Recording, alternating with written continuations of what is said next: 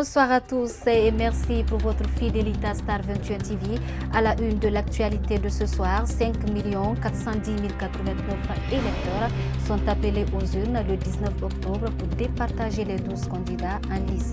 Ce sont les statistiques publiées ce lundi 14 septembre 2020 par l'organe électoral lors du comité interparti. Les Échos, c'est dans ce journal. Les poissons deviennent de plus en plus une denrée rare à Conakry. Le peu de poissons qui existent dans les différents marchés coûtent excessivement cher. Les cris de cœur des femmes, c'est dans cette édition d'information. Encore une fois, bonsoir et bienvenue. Bref, pour commencer, des candidats qui ont échoué au brevet d'études du premier cycle ont exprimé leur mécontentement dans la matinée de ce lundi 14 septembre 2020 à Taouya, dans la commune de Ratoman, en déversant des ordures sur la chaussée. La manifestation sporadique a été très vite dispersée par les forces de sécurité qui ont rétabli la circulation. Il en est de même dans la préfecture de Koubia. Des élèves sont descendus dans la rue ce lundi 14 septembre 2020 pour manifester contre l'échec total des candidats au brevet d'études du premier cycle.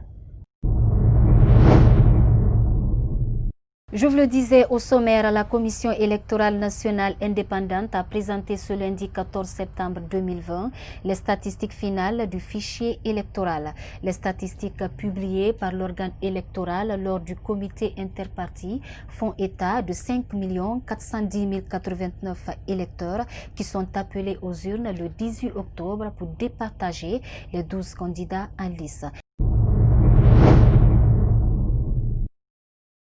Deux principales questions étaient autour de cette table ronde.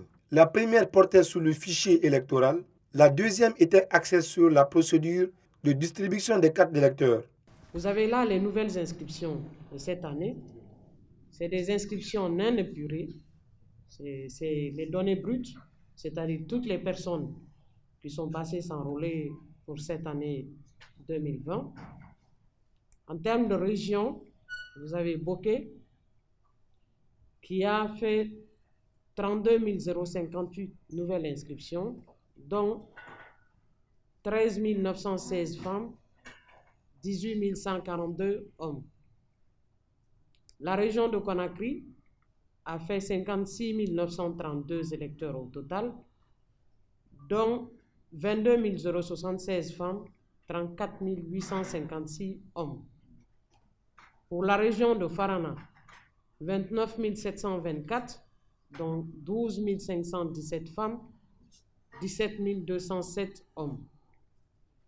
Pour la région de Kankan, 58 840, dont 22 566 femmes, 36 274 hommes. Pour la région de Kindia, 68 948 électeurs au total se sont inscrits cette année, dont 30 295 femmes, 38 653 hommes.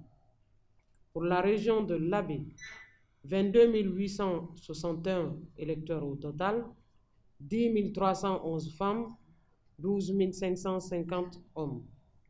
Pour la région de Mamou, 21 015 au total, dont 9 616 femmes, 11 399 hommes. Pour la région de Zérékoré, 85 619, dont 28 539 femmes, 47 080 hommes. Ce qui donne un total de 375 997 nouvelles inscriptions.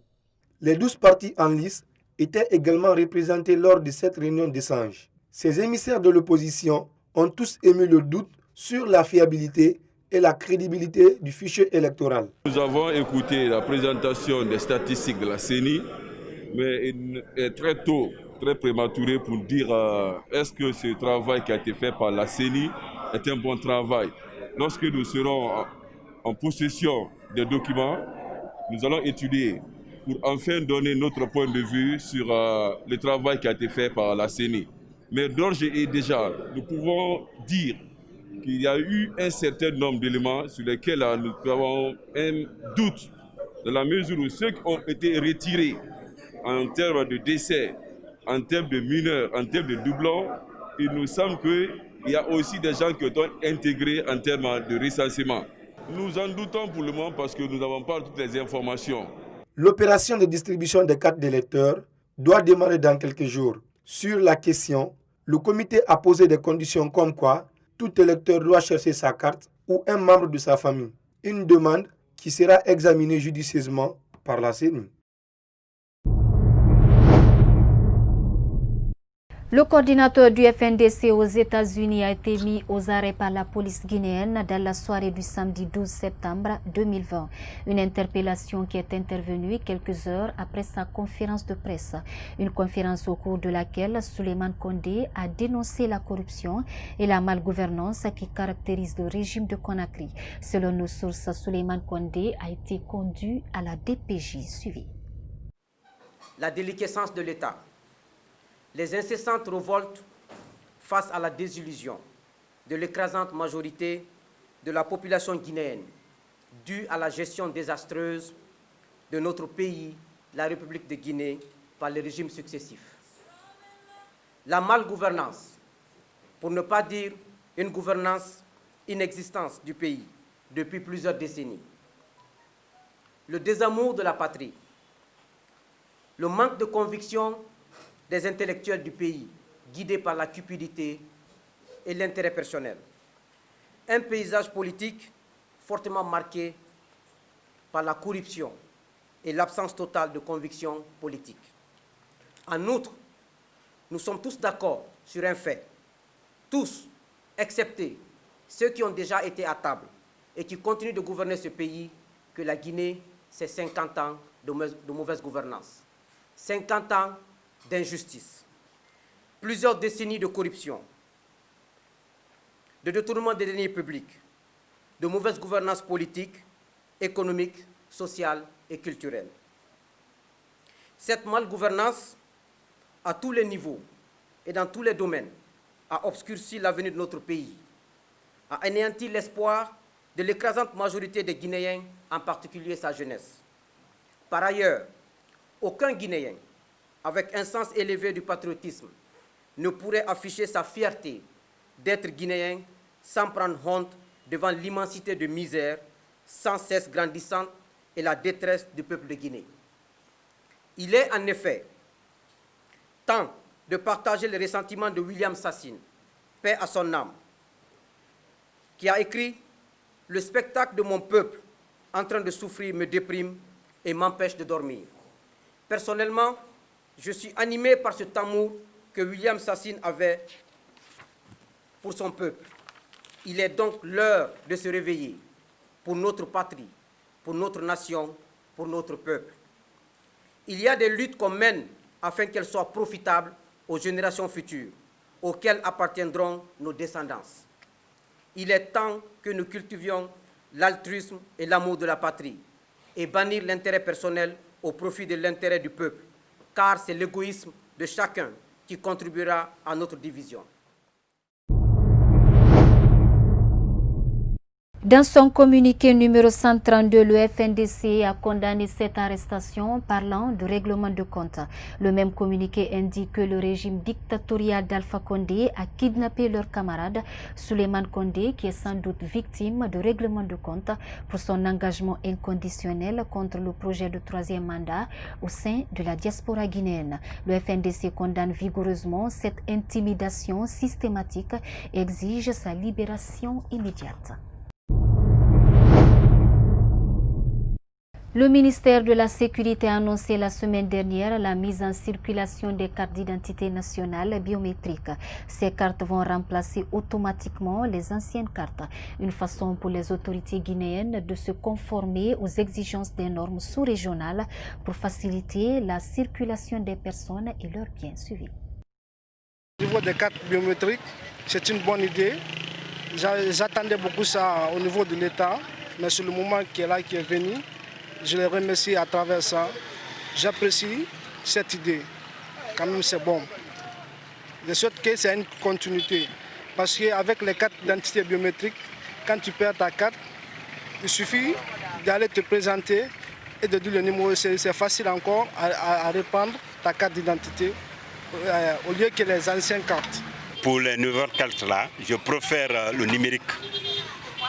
Parce que l'ancien là, c'est trop archaïque quoi. Le prix aussi c'est trop. 100 000 francs c'est trop. 50 000 francs c'est abordable.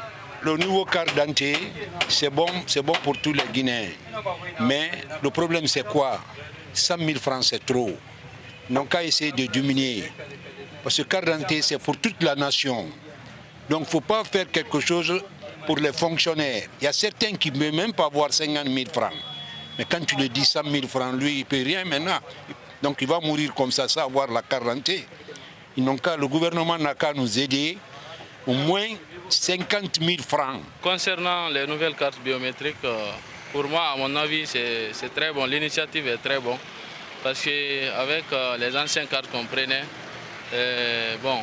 certaines cartes sont très difficiles à maintenir. Parce que c'est avec du papier. Mais avec la carte biométrique, pour moi, ça c'est très logique par rapport à l'autre. Parce que ça, quand même, c'est avec du plastique. C'est très solide encore et puis ça va durer avec les gens. Là-bas aussi, ça trouvera que c'est informatisé. Une fois que tu prends une fois, quand tu perds ta carte, tu vas seulement, tu te présentes. L'accès serait très facile pour renouveler la carte, quoi.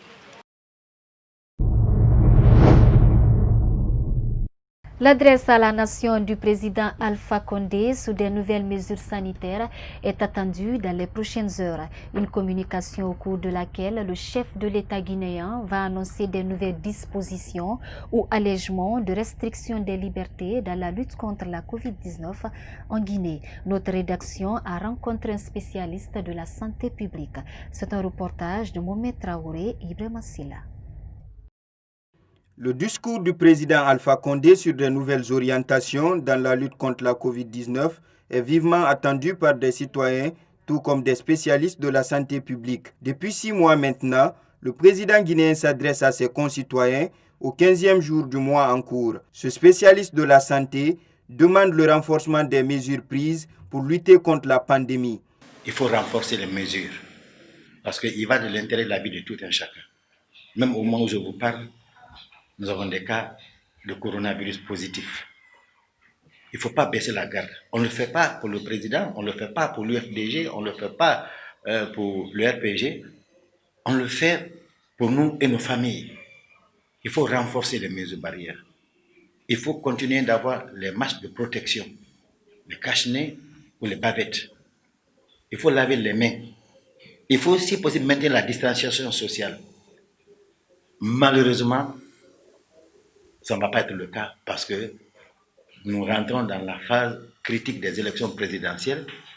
Si elles ne sont pas reportées, la campagne électorale commencera dans maximum 4 jours. Et qui parle de campagne électorale, surtout avec un tel enjeu présidentiel, vous ne pouvez pas contrôler la foule. Depuis plusieurs semaines, on assiste à l'organisation des mouvements de soutien politique du régime de Conakry, des regroupements qui risquent de favoriser la propagation de la pandémie en Guinée, une attitude que fustige l'ancien président de la commission santé de la 8e législature guinéenne. Si on peut reporter la date des élections présidentielles pour des raisons sanitaires, je dis bien pour des raisons sanitaires, la population guinéenne en bénéficiera davantage. Parce que je vous dis que le coronavirus est là, il est bien là et il va repartir de plus belle. Ça, je vous le dis très honnêtement. Qu'est-ce qu'on peut recommander si ce n'est pas possible de reporter les élections à une date ultérieure qui va être consensuelle? Si, effectivement, la campagne doit débuter à partir du 18, tout ce que je peux recommander, c'est le port des bavettes. Le port de bavettes, c'est le cache-nez couvre-nez et le lavage des mains. Parce qu'on ne pourra pas respecter la distanciation sociale. Si nous allons aller à l'élection présidentielle le 18 octobre, il va d'office lever les mesures barrières. À date, L'Agence nationale de sécurité sanitaire fait état de 1045 cas confirmés, dont 9292 guéris et 63 décès. Des chiffres qui devraient interpeller des décideurs pour le bien de la nation. Je vous le disais également au sommaire, les poissons deviennent de plus en plus une denrée rare à Conakry. Le peu de poissons qui existent dans les différents marchés coûte excessivement cher. Cette rareté de ce produit halieutique qui entre dans la consommation quotidienne des Guinéens affecte le panier de la ménagère. Suivez les réactions de certaines femmes. On vient acheter le poisson, mais ça coûte cher. Donc nous disons à l'État de nous aider pour qu'on puisse bénéficier du poisson. Car on achète un poisson à 30 000 francs pour toute la famille. On souffre. Actuellement, on souffre pour gagner le poisson. 2 fois, tu vends, tu ne gagnes pas d'intérêt. Mais on n'a pas le choix, car c'est dans ça on gagne la dépense. Dites à Alpha de nous aider. Les femmes souffrent actuellement. Le poisson se vend à 60 000 ou 50 000. Certains ne gagnent même pas la dépense.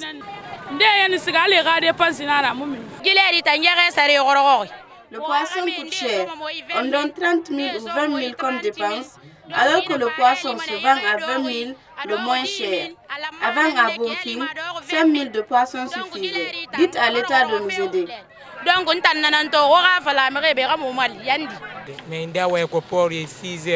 Étant au port à 6 heures, sauf à 14 heures, on gagne le poisson. On prend la douzaine à 250 000, 300 000 pour revendre à 55 000 en raison de 5 000 d'intérêt. Il y a beaucoup de genres de poissons qu'on ne gagne pas actuellement et on nous vend le reste des poissons.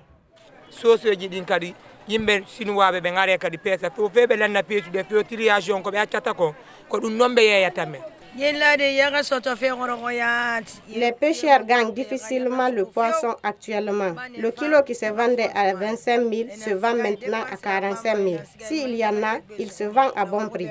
Les 4 tonnes de poisson, on n'en gagne plus pour en vendre à la population.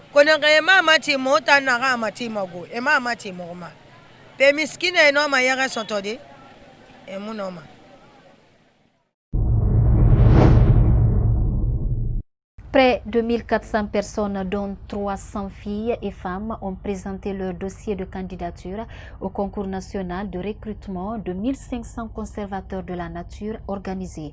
Ce concours de recrutement vise à améliorer la capacité des services techniques concernés à protéger et conserver l'écosystème en République de Guinée. C'est une dépêche de notre correspondant basé dans la région du Fouta. L'organisation par le gouvernement guinéen du concours de recrutement de 1500 conservateurs de la nature à la fonction publique est motivée par le constat selon lequel les ressources humaines disponibles sont insuffisantes pour assurer une large couverture du territoire national en matière de protection de l'écosystème. Nous avons un manque notoire de nombre de cadres nécessaires pour faire la surveillance ou le contrôle systématique sur tout le territoire national. C'est à raison de ce déficit que le ministère de l'Environnement, des Eaux et Forêts a émis le vœu d'organiser ce concours pour essayer de remonter un peu la pente afin que la large couverture du territoire national puisse se faire dans les conditions les meilleures. La protection effective de l'écosystème guinéen revêt une importance capitale pour la sous-région ouest africaine, selon le gouverneur de la région administrative de l'Abbé. La dégradation de notre environnement est un risque à la fois pour nous et pour toutes les populations de l'Afrique de l'Ouest. Si la pluviométrie est bonne, toutes ces populations se réjouissent. Si c'est l'inverse, il est évident que nous coupons l'eau, essence vitale à l'homme, sera coupée pour tout le monde. Les services concernés disent avoir pris toutes les dispositions nécessaires pour atteindre leurs objectifs dans cette initiative. La Guinée a une obligation de protéger et de gérer cet écosystème. Pas pour nous Guinéens, mais pour toute l'Afrique de l'Ouest. Donc nous avons le devoir et le droit absolu de protéger et de conserver notre écosystème pour le bien-être de la population et de l'écosystème. Plusieurs grands fleuves qui arrosent tous les territoires de l'Afrique de l'Ouest tirent leurs sources en République de Guinée et particulièrement dans la région administrative de l'Abbé.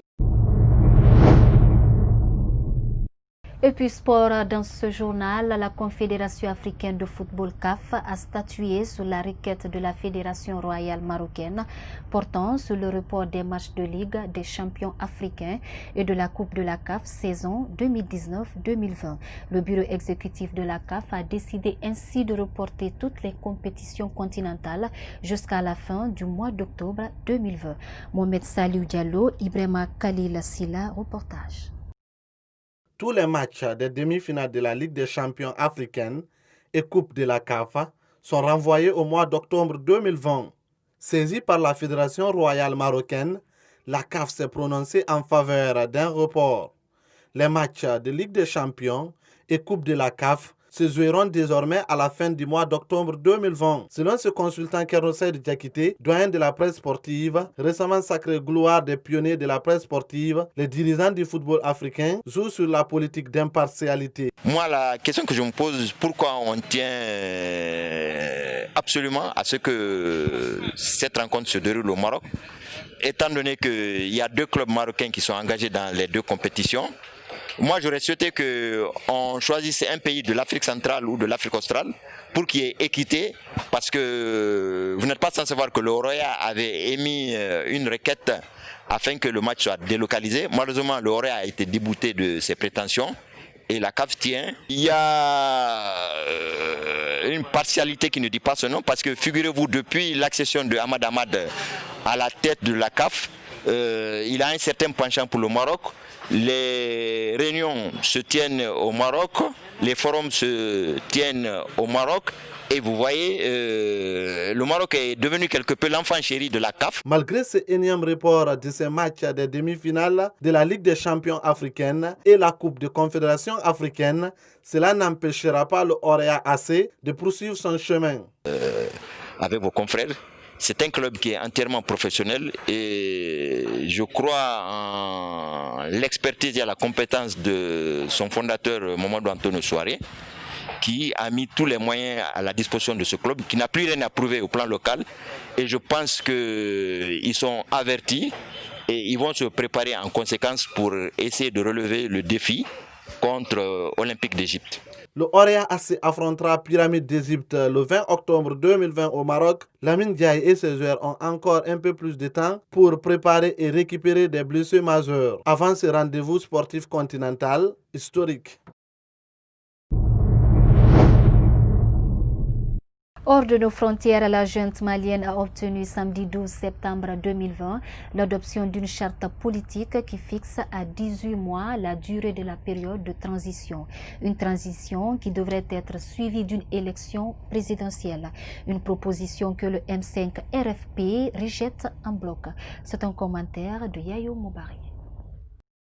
Le chef de la junte malienne, le colonel Assimi Goïta, s'est engagé samedi 12 septembre 2020 à instituer un gouvernement pour rétablir un pouvoir civil dans les 18 mois après l'adoption d'une charte de transition. Des experts désignés par la junte qui a renversé le 18 août 2020 le président Ibrahim Boubacar Keïta ont adopté cette charte au terme des 3 jours de discussion à Bamako entre personnalités politiques de la société civile et militaire.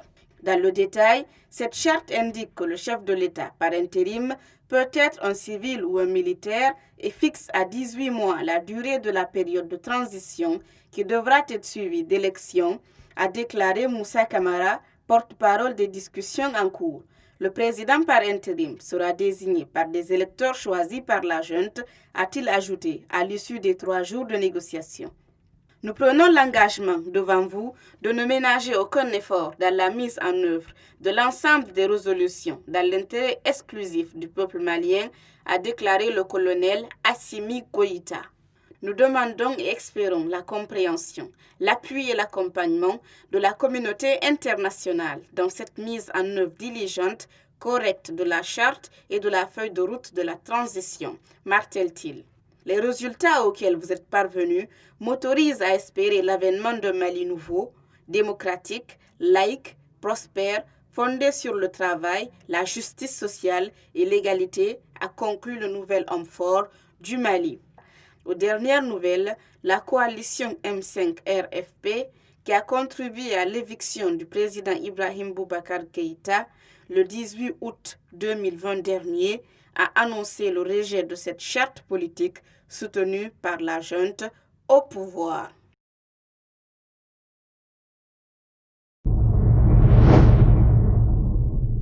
Voilà, c'est cet élément de Yayo Moubari qui met un terme à cette édition d'information. Merci à tous pour votre aimable attention. Mais avant de vous quitter, je vous invite à suivre votre rubrique Écho dans la cité, une rubrique qui donne la possibilité aux citoyens de s'exprimer sur des sujets brûlants de l'actualité socio-politique guinéenne. Au revoir.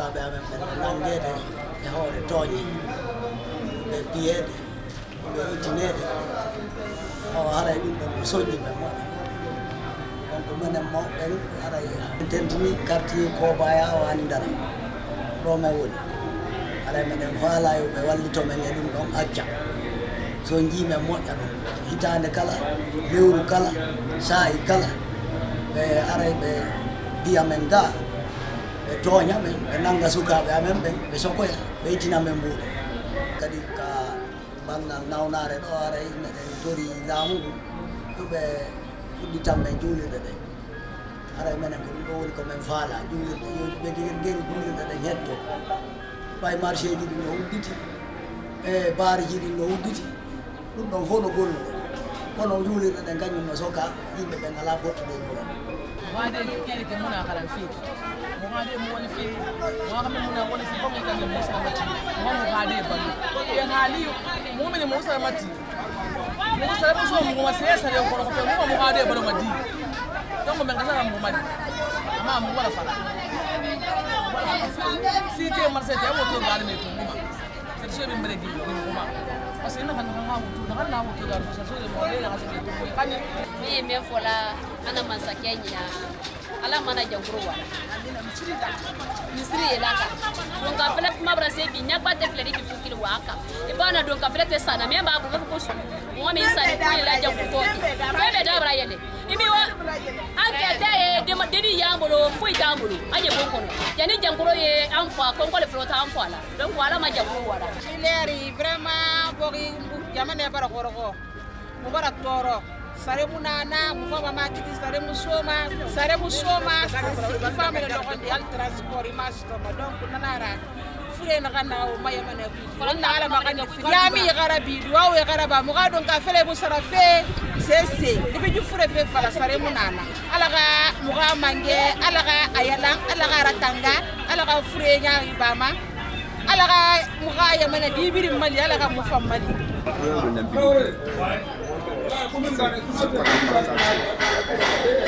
Après tout, c'est l'impunité pour ceux qui ne vivent pas. Donc, pour ça, intervenir avec là qui a envoyé la vie. Mais les projets ne sont pas possibles. Quand on a toujours, quand on dit qu'on annonce un projet, on voit que ça dit, on espère. Mais arriver à quelques moments, on voit que tous ces projets-là sont là. Voilà le problème. Je dirais que c'est la marginalisation de la jeunesse guinéenne qui me fait beaucoup plus mal dans ce pays. On n'est pas sans savoir que chaque année, il y a des milliers de jeunes qui sortent de l'université. Donc, aujourd'hui, ce pays regorge des milliers, des millions de jeunes qui sont sans emploi. Donc, si toutefois les jeunes sont assis, ne travaillent pas, et que l'État aussi ne parvient pas à créer des opportunités afin que les jeunes puissent en bénéficier. Donc cela va être un impact négatif qui va pousser certains jeunes à s'aventurer et d'autres aussi à passer par les flux sociaux, chose qui n'est pas du tout appréciable. L'avenir des études, on a du mal à travailler. En plus de ça, cette maladie qui ravage combien de personnes, on sait même pas. Donc du coup, ça nous fait tellement mal, on sait même pas comment, parce que la fin, on ne connaît pas la fin maintenant. À chaque fois, il y a quelque chose, ils sont fatigués, je ne sais pas.